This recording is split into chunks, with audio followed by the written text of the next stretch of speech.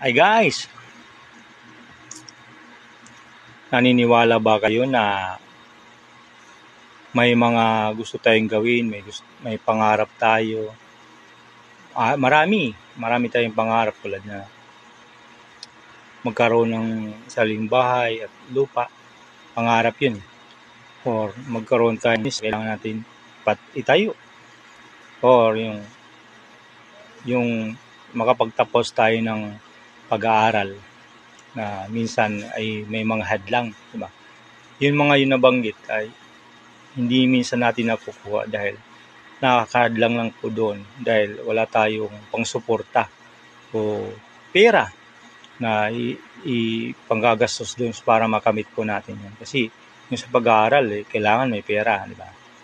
Din yung tulad yung bahay, kailangan malaki-laki yung yan. Din yung negosyo, di ba? Yun po yung guys, yung karamihan sa atin, aminin man natin yung hindi. Karamihan sa atin yan po yung naging experience na hindi nakakabit dahil hadlangan lang ng walang pera na pang suporta doon sa nilang gustong gawin o pangarap.